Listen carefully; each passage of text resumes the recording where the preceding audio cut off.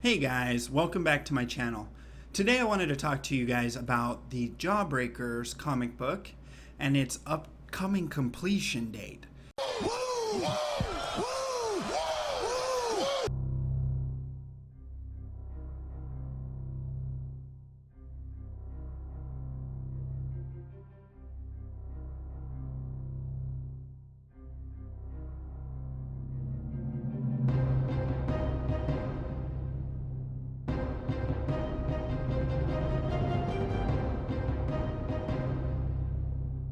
It's almost done, and I wanted to talk a little bit about the story and everything behind Jawbreakers. Now, many in the comic book industry and many publications would tell you that it's been plagued by accusations of misogyny, lack of diversity, all kinds of stuff that doesn't fit where comic books are headed.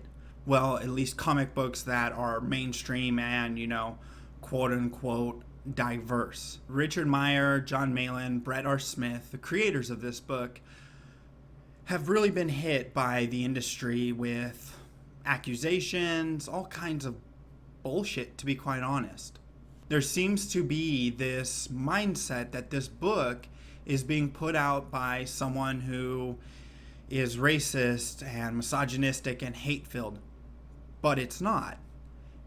Doing a little bit of a dive into who Richard Meyer is and who John Malin and Brett Smith are, and you find that these people just are conservatives. They're just people who are tired of the narrative of social justice being thrown into every comic book. So Richard wanted to create a book that was free of that. That was a pure story-based adventure. No agenda, no bullshit. I've had the pleasure myself of speaking to John and Brett a couple of times on my YouTube channel, and they were all around normal dudes who just are tired of the shenanigans. But I wanted to deep dive into some of the stuff that has been said about Jawbreakers and kind of give a bigger picture of what this team has been facing this whole time. Now, this article is from a while back, but this is the kind of publication that the comic book has been getting. There's very few positive articles out there about Jawbreakers because, one, people don't want to talk about the actual book or the motivations. They just want to spew assumptions based on what they've heard Richard may have said or whatever.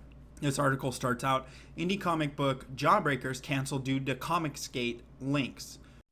Uh-oh, retard alert! Retard alert, class! The book was never canceled. What they're getting at is the fact that that publication, Arctic Press or whatever it was called, decided to pull out because they got ran over by Mark Waid and his people. They started a hate campaign and were really pushed hard on the publication to pull the publishing of it. Now, that wouldn't change the Indiegogo. That would just change the fact that after it's completed, it wouldn't be on bookshelves. Granted, it will be now. They have found themselves, and they're going to publish themselves. Crowdfunded indie comic book Jawbreakers just lost its publishing deal, canceled due to its creator's history of online harassment. Calling people out for their bullshit is not harassment. That's what all these people need to stop doing and stop saying it is.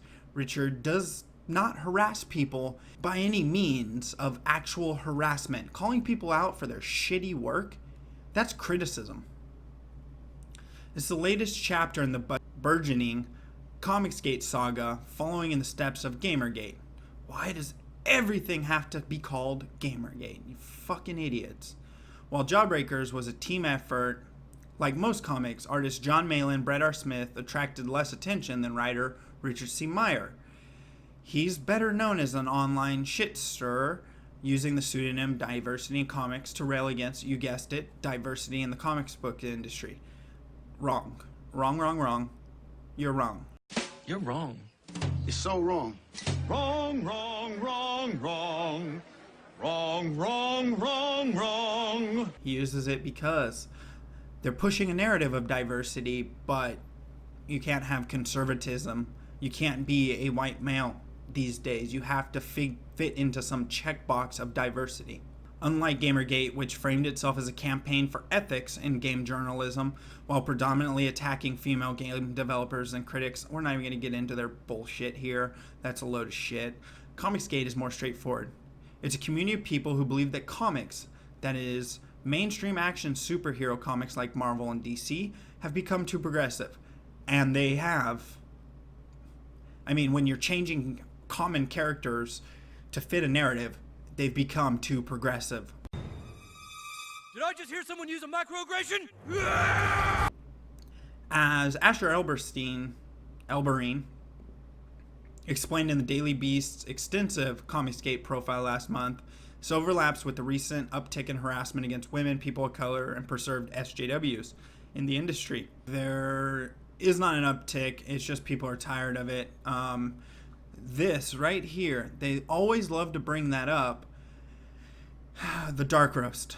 The dark roast was a private thing that got spread out that was just him letting off steam.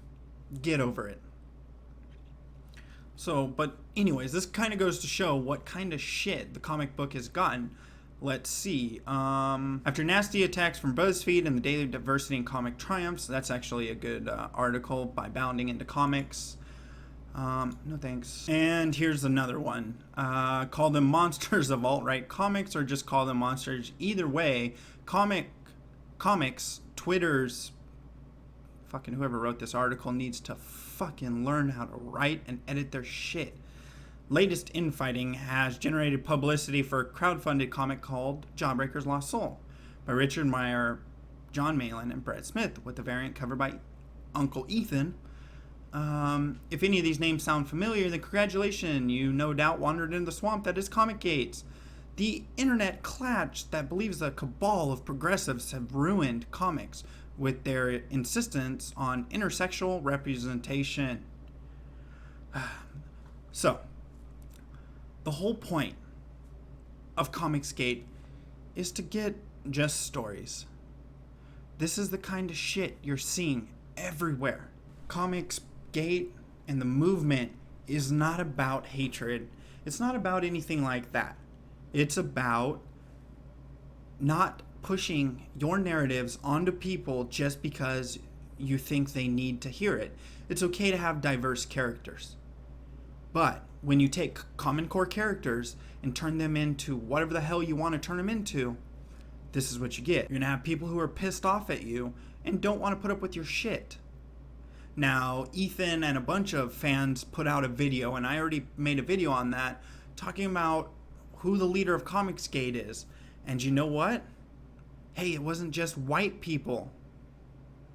You guys might want to stop with the negative press and just do a little research, talk to the people involved and interacting, and those who don't want to be putting up with your progressive stories, and find out why.